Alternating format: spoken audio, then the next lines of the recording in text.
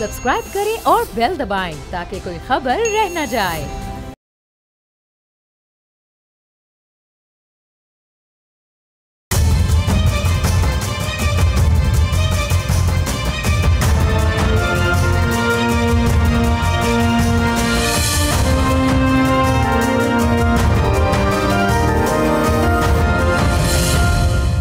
अस्सलाम वालेकुम, आप देख रहे हैं बोल्ड रिपोर्ट्स और मैं हूं बतूल राजपूत। पाकिस्तान के बढ़ते हुए कन्फ्रंटेशनल और एक फ्रैक्चर्ड पॉलिटिकल लैंडस्केप में एक नई सियासी जमात का इजाफा हुआ है। साबिक होस्ट और साबिक सहाफ़ी रेहाम खान ने अपनी नई सियासी जमात बनाने का ऐलान किया है। पाकिस्तान रिपब्लिक पार्टी के नाम से ये सियासी जमात के तौर पे रजिस्टर्ड करवाई गई है। एक ऐसा मुल्क जहाँ पहले ही 200 के करीब सियासी जमातें मौजूद हैं, इतने ओवर क्राउडेड पॉलिटिकल लैंडस्केप में क्यों एक और सियासी जमात की ज़रूरत महसूस हुई? इस जमात का क्या मंशूर होगा?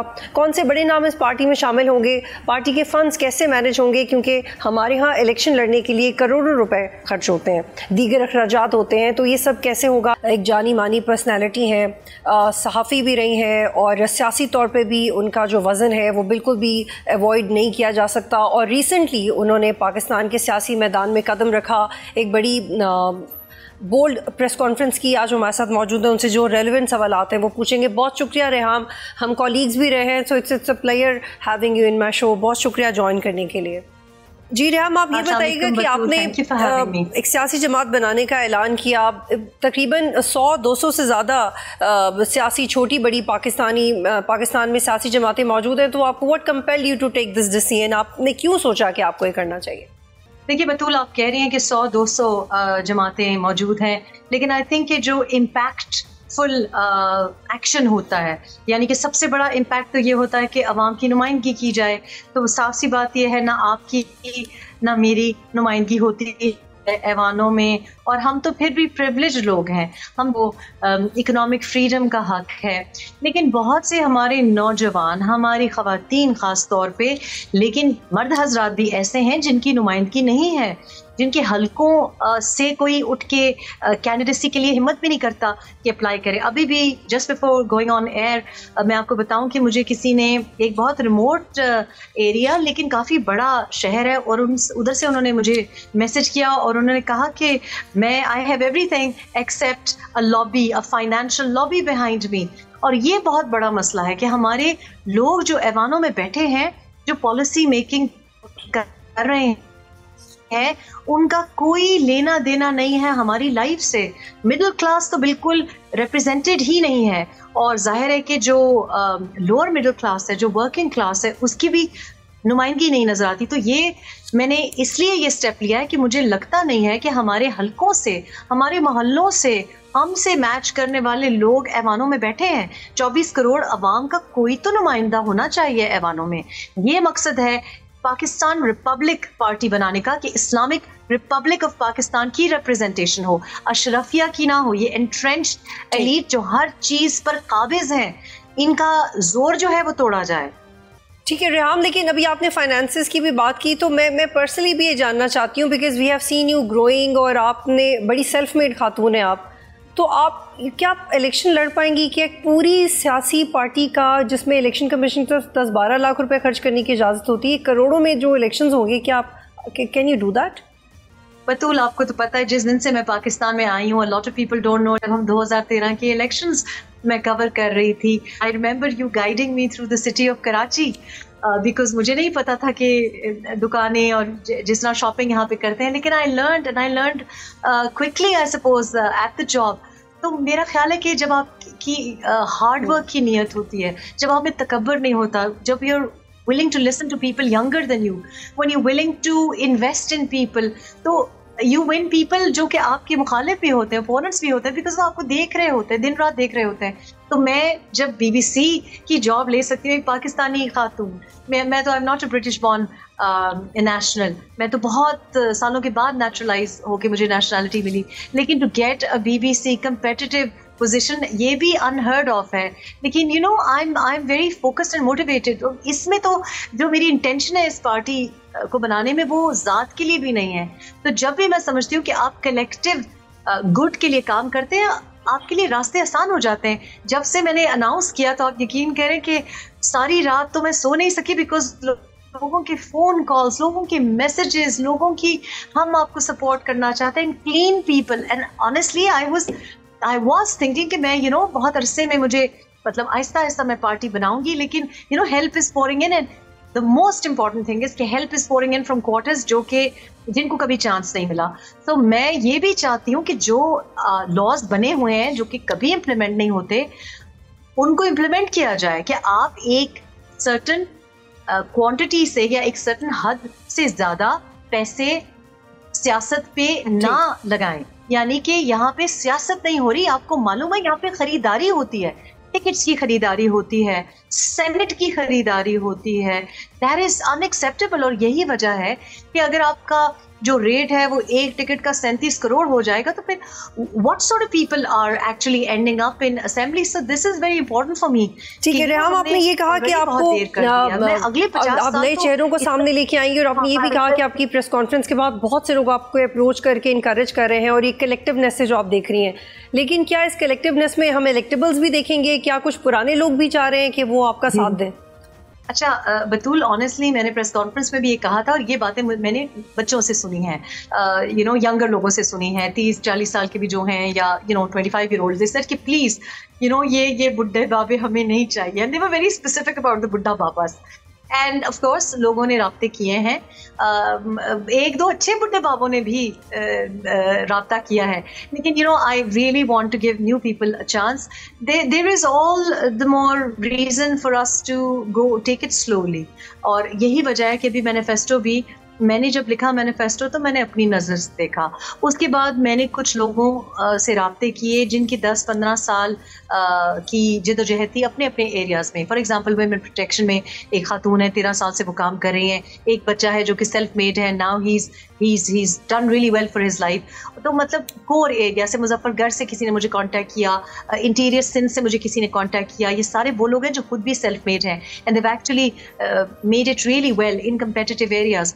तो मैंने उनको कहा कि प्लीज आप वर्किंग ग्रुप्स में हिस्सा डालें, हो सकता है मुझसे कोई बात भूल गई हो। Before I unveil the manifesto I want to make sure कि हर बंदा रिप्रेजेंटेड है, बिकॉज जाहिर है मेरा एक नजरिया है, मेरी एक लाइफ है, हो सकता है मैं कुछ भूल गई हूँ। तो जस्ट येस्टरडे समबडी सेड कि स्पोर्ट्समैन का उन्होंने डाला, एंड उन्होंने कहा कि इसको नंबर 3 पे होना चाहिए। मैंने कहा नहीं, इसको ना नंबर 4 पे होना चाहिए। So that is a sort of discussion we are having, and I want to take it very slowly. Of course, आप कभी भी मैनिफेस्टो अमेंड भी कर सकते हैं, लेकिन जो इलेक्टेबल्स की बात है, इलेक्टेबल्स ही so मेन मेरा मसला है, because you see वो लोग जो कि कॉम्पिटेंसी नहीं रखते। This is not about being anti anyone, it's about being competent। जो ऐवानों में हमारे लोग बैठे हैं, most of them are just incompetent। ये बात कहना कि वो करप्ट है, वो करप्ट इसलिए हो जाता है क्योंकि उनको पढ़ना नहीं आता। उनको ब्यूरोक्रेट जो लिख के दे देता है वो बोल देते हैं। बाद में मैं देखती हूँ कि तुमने ये स्पीच की। सॉरी टू कट यू, लेकिन क्या आप ये बताना चाहेंगे कि किस किस पार्टी के सीनियर लोगों ने आपसे राब्ता किया आपको ज्वाइन करने के लिए? नहीं, मैं I don't want to, because it would be embarrassing, because एक दो को आई वांट टू अवॉइड, और मैंने पोलाइटली सॉर्ट ऑफ अवॉइड किया है।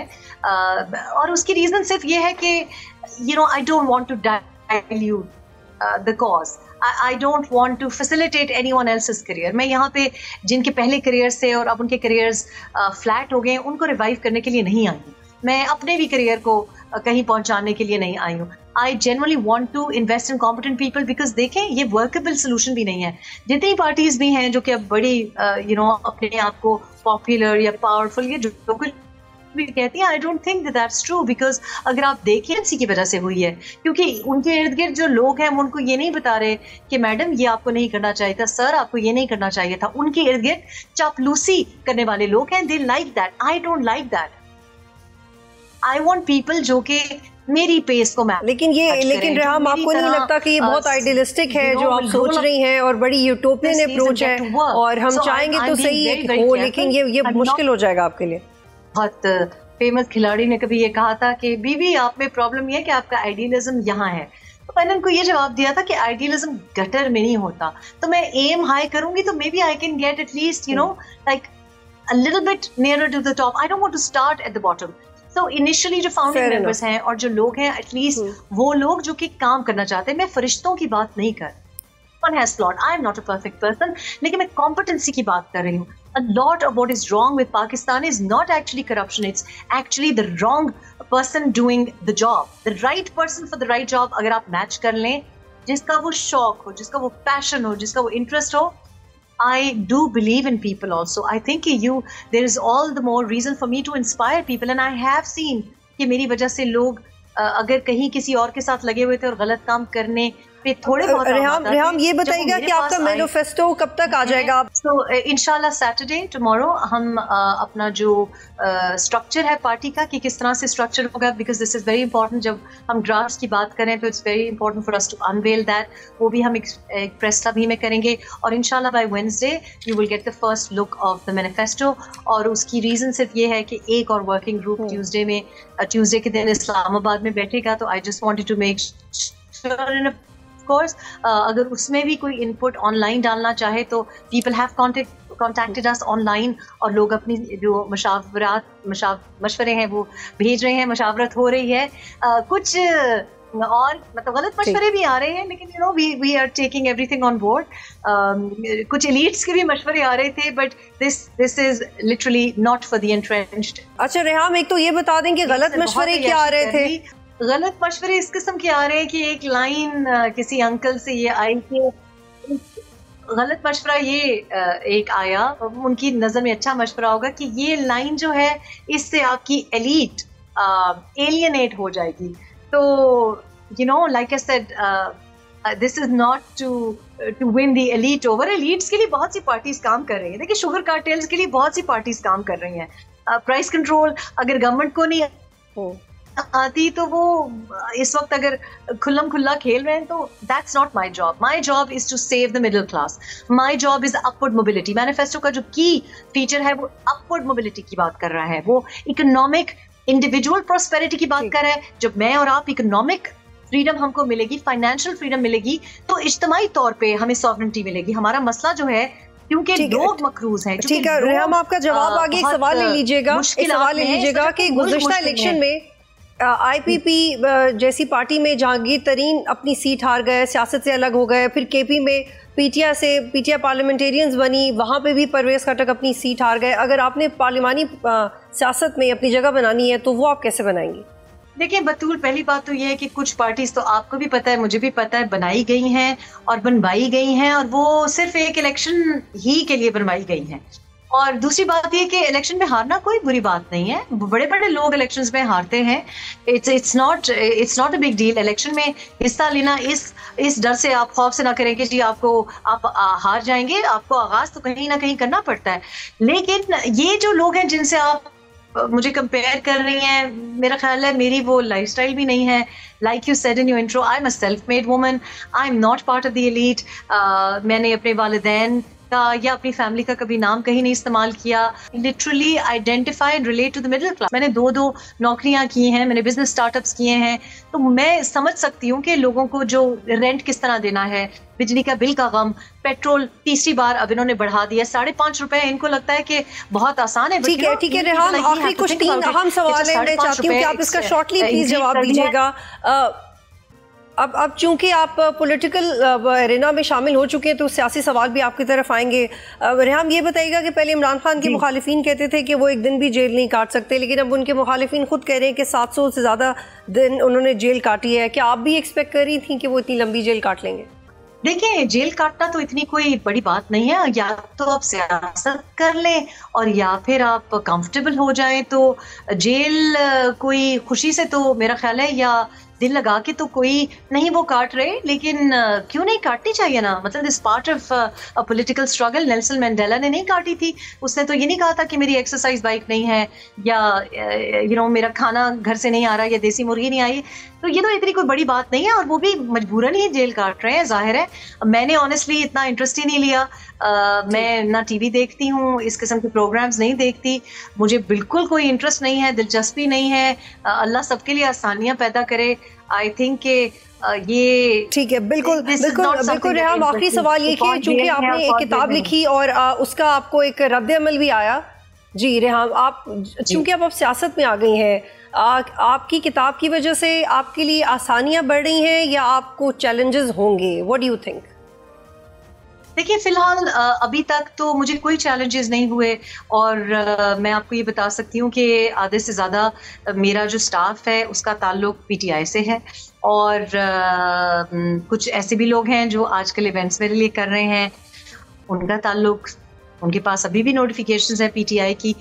आई don't think a lot of people do know कि मैंने जो लिखा है वो नॉट ओनली के 200% सच है, बट ऑल्सो आई थिंक कि लोग I don't see any challenges. I don't see any challenge at all. मैं जहाँ कहीं जा रही हूँ और बड़े अरसे से जा रही हूँ, मुझे कोई भी प्रॉब्लम ऐसी नहीं हुई।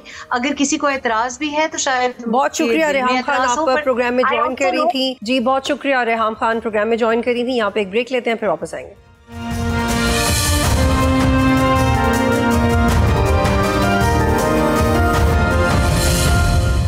प्रोग्राम में खुशामदीद। इस वक्त में ज्वाइन करें अहमद अवैस साहब, रहनुमा तहरीक इंसाफ, हुज़ैफा रहमान साहब, minister of state for culture and heritage. बहुत शुक्रिया आप दोनों का ज्वाइन करने के लिए। अहमद अवैस साहब, आपसे ये मैं जानना चाह रही हूँ कि आपके क्या ताल्लुकात नून लीग और JUIFA के साथ बेहतर हो रहे हैं? सेनेट को लेके आप लोग साथ बैठे हुए हैं, ये कैसे चेंज आया?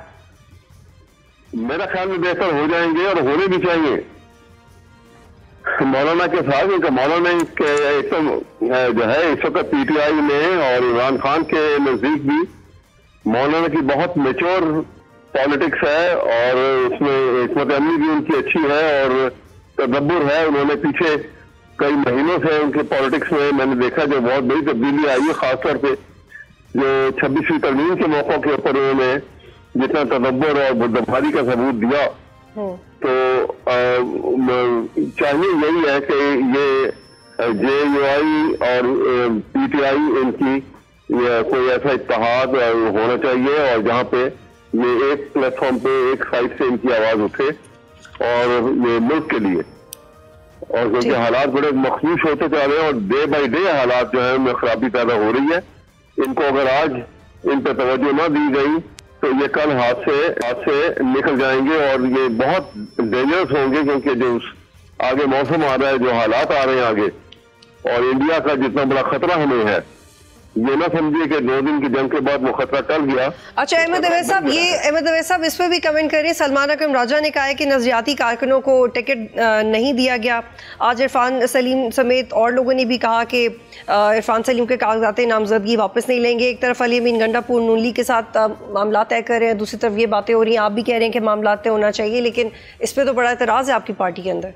ये बात तो मैं एग्री करूंगा कि इस बात का ख्याल रखना चाहिए। जो लोग नजरियाती हैं, कमिटमेंट है पार्टी के साथ, पार्टी की पॉलिसी के साथ, और वो उनका एक एटीट्यूड जो है वो फेयर वेदर फ्रेंड वाला नहीं है, तो उनको तवज्जो देनी चाहिए, उनको खास ख्याल रखना चाहिए और उनको प्रायोरिटी के ऊपर टिकट भी मिलनी चाहिए। मैं खुद भी एग्री करता हूँ इस बात से। हुज़ैफा साहब, आपकी गवर्नमेंट पहले एक्सपोर्ट करती है चीनी, फिर इंपोर्ट करने की इजाज़त दे देती है। फवाद हसन फवाद ने भी इसके खिलाफ बात की है। पहली जो हमारी इकॉनमी है वो कर्ज़ों पे चल रही है। आपको रियलाइज़ होता है कि इस तरह के फैसलों से हुकूमत मज़ीद गलती कर रही है? देखें जी, बहुत शुक्रिया। एक तो फवाद हसन फवाद साहब की जो ट्वीट है वो इस बात की दलील नहीं है कि ये कोई गलत फैसला था या फवाद साहब की ट्वीट जो है वो दुरुस्त है। फवाद साहब खुद बहुत अहम ओहदों पर रहे हैं और उन्हें पता है सारी सूरत हाल का, लेकिन जिस अंदाज में उन्होंने ट्वीट की और फिर उसको मीडिया पर उछाला गया, मेरे ख्याल से उस ट्वीट में हक़ाइक़ को नज़रअंदाज किया गया है। एक तो बात यह है कि जिस वक्त वज़ीर-ए-आज़म साहब ने 4 सूबों की मुशावरत से शुगर जो है वो एक्सपोर्ट करने की परमिशन दी, तो शुगर एडवाइजरी बोर्ड के अंदर 4 सूबे मौजूद हैं, फेडरल गवर्नमेंट मौजूद है। उसको बताया गया कि शुगर की जो हमारी ज़रूरत है उससे कहीं ज़्यादा शुगर मौजूद है। तकरीबन 10 लाख का जो है बताया गया था कि 10 लाख मेट्रिक टन जो है वो शुगर ज़्यादा मौजूद है। और उसके बाद जो है ये कहा गया कि अगर आप परमिशन नहीं देंगे एक्सपोर्ट करने की तो आप किसानों का इस्तेहसाल करेंगे, शुगर की क्रशिंग जो है वो स्लो हो जाएगी, किसानों को पेमेंट्स नहीं होगी। फिर मीडिया पे एक नैरेटिव बनता कि जी आप किसानों को अच्छा रेट नहीं देना चाहते, जबकि आपके मुल्क में शुगर मौजूद थी और आपने तमाम सूबों से, तमाम इदारों से, शुगर मिल से अंडरटेकिंग लेने के बाद फिर आपने एक महदूद क्वांटिटी शुगर एक्सपोर्ट करने की परमिशन दी। उसके बाद क्या हुआ, आपके जखीरा अंदोज एक्टिव हुए। देखिए, फेडरल गवर्नमेंट का काम ये नहीं है कि शुगर को चारों सूबों के अंदर सूबाई हुकूमतें अगर हाथ पर हाथ धरकर बैठ जाएं, जखीरा अंदोजों से ब्लैकमेल हों। आज भी शुगर मिल मालकान कहते हैं कि 10 लाख मीट्रिक टन हमारे पास एक्स्ट्रा शुगर मौजूद है। हमारी 5,20,000 5,25,000 मीट्रिक टन हर महीने की जो है वो यूजेज है। और इसके अंदर आप ये देखें कि हमारे पास इस वक्त जो है वो 25 लाख मीट्रिक टन मौजूद है। तो हमारे पास अभी टाइम मौजूद है, उसके मुताबिक अगर हम देखें आज भी आपकी शुगर की शॉर्टफॉल नहीं हुई, कोई शॉर्टेज नहीं है आपके मुल्क के अंदर। लेकिन अब आपका ये सवाल होगा, मैं खुद एज अ डेविल्स एडवोकेट बन जाता हूँ कि जब आपके मुल्क में शुगर की शॉर्टेज ही नहीं है तो आप इंपोर्ट क्यों कर रहे हैं। इसमें सूरत हाल ये है कि अशिया खुर्दनोश के मामले में आप रिस्क नहीं ले सकते। इसको हम एज अ जो है स्ट्रेटेजिक रिजर्व के तौर पर रख रहे हैं कि हम इसको इंपोर्ट कर लें कि ताकि हम किसी की ब्लैकमेलिंग में ना आए। शुगर मिल मालकान, उसके अलावा आपके ज़ख़ीरा अंदोज़ों ने जो ब्लैकमेलिंग की है, देखें जो बात बार बार की जा रही है, ये वो शहबाज शरीफ इस मुल्क का वज़ीर आज़म है जिस वक्त सिंध के अंदर सिंध हाई कोर्ट ने हुक्म दिया कि आप जो है शुगर पे सब्सिडी दे सकते हैं, लेकिन शहबाज शरीफ साहब ने बतौर वज़ीर आला पंजाब में शुगर पे सब्सिडी नहीं दी थी। इस मरतबा भी जब शुगर की एक्सपोर्ट खोलने की परमिशन दी गई है तो 4 महीने तक शुगर मिल मालकान जो है एड़ियाँ रगड़ते रहे, जब तक वफाकी हुकूमत को यकीन नहीं हो गया, शुगर एडवाइजरी बोर्ड ने इसकी अप्रूवल नहीं दे दी कि हमारे पास शुगर के ज़खायर मौजूद हैं। ठीक है, हुज़ैफा साहब आप काइंडली साथ ही रुकिएगा। अहमद अवैस साहब ये बताइएगा कि जो तहरीक का ऐलान किया है पीटीआई ने, लेकिन आपको लगता है कि ये तहरीक कामयाब होगी? क्योंकि जो अली अमीन गंडापुर हैं उन्होंने जो रिसेंट प्रेस कॉन्फ्रेंस की उसके बाद आपकी पार्टी के अंदर एक वाज़े सोशल मीडिया पे लड़ाई शो हो गई और पहले 1-2 ग्रुप्स थे, अब तो दर्जनों ग्रुप्स सामने आ रहे हैं। आपकी पार्टी के अंदर कुछ कॉन्फिडेंशियल भी नहीं रहता, आप कैसे तहरीक कामयाब करेंगे? आप लोग तो डिसाइड ही नहीं कर पाते कि तहरीक चलानी भी है या नहीं, कौन उसकी नुमाइंदगी करेगा, उसकी स्ट्रैटेजी क्या होगा। आपके अपनी कॉलीग्स कह रहे हैं कि अली अमीन गंडापुर सिर्फ पिकनिक करने आए थे लाहौर, हमें तो पता ही नहीं था कि वो लाहौर आ रहे हैं। देखिए, सवाल यह है कि इसमें कोई शक नहीं है कि वो पॉलिटिकल मैच्योरिटी जो दिखानी चाहिए वो अनफॉर्चुनेटली अमीन गंडापुर साहब ने भी नहीं दिखाई। लेकिन इसके बावजूद जो हालात पैदा हो रहे हैं और इमरान खान ने जो ऐलान किया है प्रोटेस्ट का और उसका डेट भी फिक्स की है, मुझे यकीन है कि ये बड़ी कामयाबी के साथ हमकिनार होंगे। उसका रीजन है कि मुख्तलिफ मकतबा फिक्र से लोग जो हैं तैयारी कर रहे हैं बाकायदा ज्वाइन करने के लिए, और आप देखेंगे कितनी बड़ी तादाद में मुख्तलिफ मकतबा फिक्र से लोग जो हैं वो इसमें शामिल होंगे। और एग्रीकल्चर किसानों से लेकर गवर्नमेंट मुलाजमीन और मुलाजमीन। लेकिन अहमद साहब, पाकिस्तान की तारीख में जब भी कोई तहरीक चली है उसका गढ़ लाहौर पंजाब रहा है फॉर एनी रीजन 80 की दहाई से लेके। तो आप भी जो तहरीक चला रहे हैं, आपकी तो पंजाब की क़यादत उस तहरीक में नहीं आ रही, वो लोग जिन्होंने आपके लिए जेलें काटी वो तक तो आ नहीं रहे, फिर कैसे तहरीक कामयाब होगी? सवाल यह है कि ये वो पार्टी क़यादत जो है अगर पंजाब की कमजोर भी है, लेकिन लाहौर मैं आपको पीछे ले जाता हूँ 1977 में जब भुट्टो साहब के खिलाफ हंगामे शुरू हुए थे, और वो हंगामे जो हैं आपको मालूम है कि वो मार्च में हंगामे शुरू हो गए थे, और मार्च से लेकर 9 अप्रैल तक पंजाब की कोई पार्टिसिपेशन ऐसी खास नहीं थी उसके अंदर। लेकिन 9 अप्रैल को जब लाहौर के और पंजाब के लोग इसमें शामिल हो गए और लेट स्टेज के ऊपर, तो फिर इतनी इस तेजी के साथ ये कैंपेन चली, इस तेजी के साथ ये मूवमेंट तेज हुई कि फिर वो रुकने का नाम ही नहीं लिया उसने, और पूरे मुल्क में फैल गई। इसी तरह से अब भी सूरत हाल ये है कि ये ऑर्गेनाइजेशनल हद तक तो इसमें कमजोरी है पंजाब में, लेकिन पंजाब में आप ये देखिएगा कि लाहौर में बाय एंड लार्ज वो दिन करीब आ रहे हैं कि जब मुख्तलिफ मतलब फिक्र से लोग जो हैं वो शामिल हो जाएंगे। अभी बिजनेसमैन भी बीच में आ रहे हैं, टैक्स पेयर बीच में आ रहे हैं, क्योंकि इन्होंने ऐसे किस्म के जो ये समझ लीजिए कि डिस्पोटिक कानून साजी जो आप कर दी है कि किसी के टैक्स में कोई खराबी आ गई तो जी उसके खिलाफ FIR करके गिरफ्तार कर लेंगे। कोई मक्कारी के साथ भी, कोई चालाकी के साथ भी, कोई बदनीयती के साथ भी किसी की टैक्स के रिकॉर्ड में कोई खराबी और ये गलती डाल दे और उसको FIR करके उसको अंदर कर देंगे, तो ये खतरनाक सूरत है। लोग जो है मेरा ख्याल है कि बिजनेसमैन भी शामिल हो रहे हैं, टैक्स पेयर भी इस मूवमेंट के अंदर। अच्छा मिर्जा साहब, सुबह से एक ये भी खबर चल रही है कि वो जो लोग जिनको ये प्रपोज किया गया था इमरान खान को कि इन्हें सेनेट के टिकट्स दें, उसमें तो मिर्जा अफरीदी का नाम नहीं है, लेकिन आपके जो अपने अंदर के हल्के हैं वो बड़े कॉन्फिडेंट हैं कि मिर्जा अफरीदी को टिकट मिलना चाहिए। तो क्या ये जब लिस्ट बन रही थी उस वक्त ये नहीं था और बाद में मिर्जा अफरीदी का नाम प्रपोज किया गया, या फिर ये कोई इंट्रा पार्टी पॉलिटिक्स थी जिसकी वजह से मिर्जा अफरीदी को ज्यादा पॉइंट्स मिल गए क्योंकि उनका नाम नहीं है लिस्ट में? पॉवर्टी भी हुई है और उसमें जो है जो एक प्रॉपर प्लानिंग है उसका एक फुकदान तो नजर आता है। लेकिन जब पार्टी ऑपोजिशन में हो और उसको इस किस्म की मसाइल और प्रॉब्लम हो जो पाकिस्तान के अंदर PTI फेस कर रही है इस वक्त, और इस वजह से फेस कर रही है जो एक मखलूक हुकूमत है जो फॉर्म 47 की औलाद कहा जाए जिसे, ये इकट्ठे हो गए हैं और इनको किसी कानून को और किसी आईनी तकाजों को छोड़ के जो है वो कुछ पर कुछ डाल के ये चाह रहे हैं कि किसी भी तरीके से PTI को और इमरान खान को नीचा दिखाया जाए और उसको। अब गवर्नमेंट ने एक बार फिर पेट्रोल की कीमतों में इजाफा कर दिया है। माजी में पेट्रोल की कीमतें बढ़ाने पर नून लीग एहतजाज करती रही है, जो पोस्टर सामने आते थे अब कीमतों में जो इजाफा है उसको जस्टिफाई कर रहे हैं। देखें जी, बहुत शुक्रिया। बिल्कुल जो पेट्रोल मसनूआत की कीमतें बढ़ी हैं और 15 दिन के अंदर 2 दफ़ा बढ़ी हैं, तो वज़ीर-ए-आज़म साहब ने बहुत मुश्किल से फ़ैसला लिया है, लेकिन चूँकि उन्हें बताया गया, मैं उस मीटिंग में मौजूद था, पेट्रोलियम के मिनिस्टर का कहना था कि चूँकि 2 रुपये आपके रुपए की कदर भी गिरी है और इसके अलावा जो है IMF ने जो आप पर शराइत इम्पोज़ की हुई हैं उन शराइत को मीट करने के लिए आपको अपनी लेवी बढ़ाना पड़ेगी।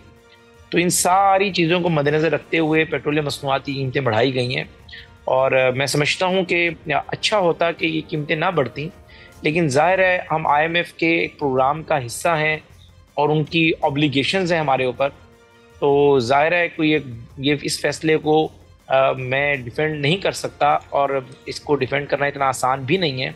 लेकिन मैं समझता हूँ कि बतौर सियासी हुकूमत की अगर आप मुझसे पूछेंगे तो मैं समझता हूँ कि इंतहाई गैर मकबूल फ़ैसला है। लेकिन अगर आप पूछेंगे मुल्क की इकॉनमी के हवाले से तो ज़ाहिर है हम एक थर्ड वर्ल्ड कंट्री हैं, यहाँ पर टैक्स कलेक्शन बड़ा मुश्किल है और टैक्स रियासत इनडायरेक्टली तरीक़ों से ही कलेक्ट करती है, जिसमें पेट्रोलियम मसनूआत हैं, आप सेल्स टैक्स लगा देते हैं, तनख्वाहदार तबके पे बोझ बढ़ा देते हैं। गो मैं इन पॉलिसीज़ का कोई दिफा नहीं करता, लेकिन मैं समझता हूँ कि जो आपके पास अवेलेबल ऑप्शंस हैं, टैक्स का जो टारगेट है, हदफ है, उसको अचीव करने के वो यही तरीके हैं। तो इस हवाले से वज़ीर-ए-आज़म साहब ने कहा है और उम्मीद है कि आइंदा 15 दिन बाद जो है हम कुछ ना कुछ अवाम को रिलीफ देंगे। बहुत शुक्रिया। तहरीक इंसाफ हुज़ैफर रहमान साहब minister of state for culture and heritage programme में ज्वाइन कर रहे थे। यहाँ पे एक ब्रेक लेते हैं, फिर वापस आएंगे।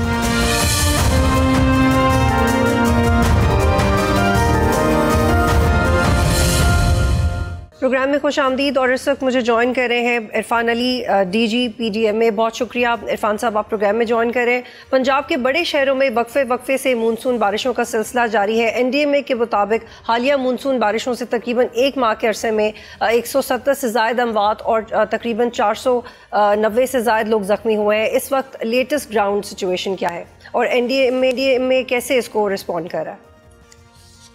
जी बिस्मिल्लाहिर्रहमानिर्रहीम, बिल्कुल आपने दुरुस्त फरमाया कि ये तीसरा स्पेल है मॉनसून का कि जो ही 25 जून से इस दफ़ा मॉनसून हमारा पंजाब में स्टार्ट हुआ और इसमें बड़े स्ट्रॉन्ग स्पेल्स ये रहे और तीसरा स्पेल वो कल शाम से अपने इख्तिताम की तरफ गया और इस तीनों स्पेल्स के पेश नज़र बहुत बड़ी बारिशें हुई। आपने देखा कि लाहौर, चकवाल, जेहलम, रावलपिंडी, इन्होंने अनप्रेसिडेंटेड रेनफॉल ये देखा और ख़ास तौर पे पिछले अगर मैं 24 से 36 घंटों की बात करूं तो चकवाल में रिपोर्टेडली जो क्लाउड बस्ट फिनोमेना हमारा हुआ, इसी तरीके से जेहलम और पिंडी जहां से हमें हेलीकॉप्टर्स की मदद से लोगों को इवैक्यूएट करना पड़ा, लेकिन अल्हम्दुलिल्लाह more than 1000 people were properly and timely rescued कि जिसमें कोई भी किसी किस्म की कीमती इंसानी जान का नुकसान गवर्नमेंट की या किसी अदारे की गफलत की वजह से पंजाब में नहीं हुआ। लेकिन बिल्कुल अर्बन फ्लडिंग का ये हमें सामना है, और क्योंकि इस साल की ओवरऑल वेदर आउटलुक को देखा जाए तो पूरे पाकिस्तान के लिए 20 से 25% अबव नॉर्मल रेनफॉल प्रिडिक्टेड है, और same goes for Punjab as well. और पंजाब में हम भी हमारा ज़्यादा फोकस जो नॉर्थ और नॉर्थ ईस्ट है, पिंडी, गुजरात, गुजरांवाला और Lahore division up to Okara, और यही है कि अगर हम इस वक्त का डेटा भी देखें तो इसको कंपेयर करें 2024 में यकम से 18 जुलाई तक 2024 से इस साल 71% बारिश ज़्यादा हुई है, और डेफिनेटली फिर इसने अर्बन फ्लडिंग को भी फिनोमेना को जनरेट किया। लेकिन अल्हम्दुलिल्लाह क्योंकि चीफ मिनिस्टर पंजाब की स्पेशल डायरेक्शंस पे बार बार मल्टीपल साइकिल्स में स्टॉर्म वाटर ड्रेन्स और तमाम वाटर कैरिंग चैनल्स की डीसिल्टिंग को इंश्योर किया गया था। आपने देखा इन तमाम अनप्रेसिडेंटेड बारिशों के बावजूद जो मेन आर्टरीज हैं लाहौर समेत पूरे पंजाब की तमाम शहरों की, वो फौरन 4 से 6 घंटे में क्लियर और life is again normal in all the cities. कुछ लो लाइंग एरियाज में चकवाल, जेहलम और इरफान साहब चूंकि हम देख रहे हैं कि इरफान साहब चूंकि हम देख रहे हैं कि अगले चंद दिन बहुत क्रूशल हैं, और हम सुन रहे हैं कि मशरकी दरियाओं में सैलाब का भी खतरा है, और इसके लिए भी PDMA किस हद तक तैयार है, ये भी बताइएगा।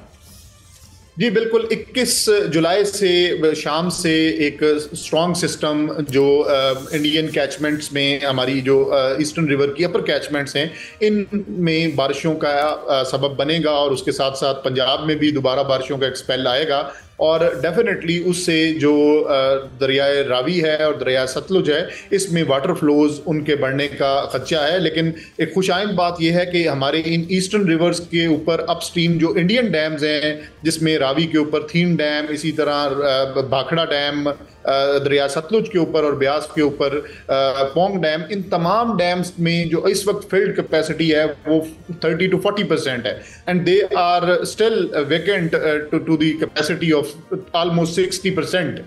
तो इसलिए एक ये खुशाइंद बात है कि पहले 60% ये उनमें जो गुंजाइश है डेफिनेटली वो पानी भरेगा, और उसके बाद उनकी डाउन स्ट्रीम अगर कोई बारिशें ज़्यादा होती हैं तो वो हमें सतलुज और रावी में पानी के बहाव बढ़ेंगे, लेकिन उम्मीद यही है कि ये कोई बहुत ज़्यादा अलार्मिंग नहीं होंगे। लेकिन इसके बावजूद हमने तमाम जो कंसर्न डिस्ट्रिक्ट्स हैं इनमें रिसोर्स मोबिलाइजेशन कर दी है, रिलीफ कैंप्स एस्टेब्लिश्ड हैं, और districts and the concern departments including irrigation and all other relevant departments, they are on their toes. जी ठीक है इरफान साहब, चंद दिन पहले सवात वाक़या हुआ तो सवाल हुए कि अगर वार्निंग सिस्टम बेहतर होता तो हालात बेहतर होते। Similar questions were raised following yesterday's flooding in Rawalpindi and Chakwal. क्या ये गैप मौजूद है और उसे कवर करने के लिए PDMA क्या कर रहा है?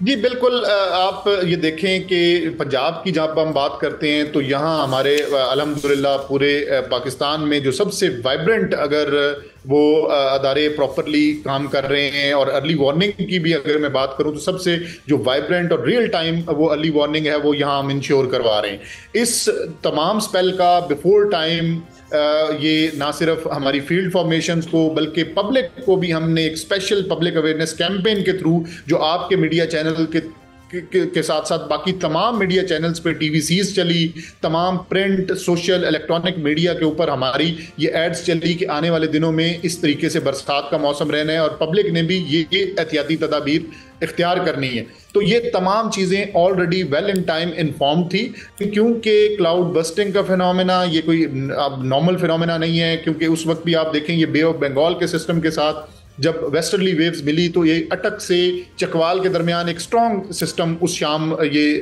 बना, जिसने अल्टीमेटली फिर ये शदीद बारिशों की सूरत में वो ट्रांसलेट हुआ। लेकिन उन तमाम बारिशों के बावजूद आप देखें कि 24 घंटे से कम टाइम में पूरी तरह से normal in Chakwal, Pindi and Jhelum and all those cities जिनमें ये बारिशें हुई। जी आमतौर पे हुकूमत इंतज़ामिया को अकेला छोड़ देती है इरफान साहब। सवात वाक़े में तो खैर हुकूमत और इंतज़ामिया दोनों ही गायब थे, लेकिन पंजाब में क्या सूरत हाल है? सूबाई हुकूमत किस हद तक PDMA के साथ मिलकर काम कर रही है, और जो रिस्पॉन्स होता है क्या वो क्विकली आता है आपको? जी बिल्कुल, सूबाई हुकूमत की सीरियसनेस का मैं आपको यहीं से बताऊंगा कि आज अब जब मैं आपसे बात कर रहा हूँ उससे तकरीबन 3 से 4 घंटे पहले आज मॉर्निंग में chief minister Punjab PDM office में कम से कम 2 से 2.5 घंटे दोबारा तमाम इंतजाम को रिव्यू उन्होंने किया और कुछ स्पेशल डायरेक्शंस भी दोबारा रीइटरेट उन्होंने की कि हमें डीसिल्टिंग के जो एक कंटिन्यूस प्रोसेस है, क्योंकि आगे भी 4 से 5 स्पेल हमें in the month of August and in late July ये एक्सपेक्टेड हैं, तो इस वजह से हमें डीसिल्टिंग को बेहतर करना है। हमें इसके साथ साथ जहां कुछ नुकसानात हुए हैं फसलों के, उसका प्रॉपर एक सर्वे स्टार्ट करवा के लोगों को कॉम्पनसेट करना है। और सबसे इम्पॉर्टेंट कि जो प्राइवेट हाउसिंग सोसाइटीज़ हैं वहाँ पे जो लोगों को, क्योंकि ये प्रॉपर जो डी वाटरिंग है इसको इंश्योर नहीं करते, तो जो लोगों को नुकसानात और उसमें परेशानी बनती है उसको हमने प्रॉपरली। बहुत शुक्रिया इरफान अली, DG PDM में प्रोग्राम में ज्वाइन कर रहे थे। आज तक के लिए इतना ही। प्रोग्राम देखने का शुक्रिया। अल्लाह हाफ़िज़।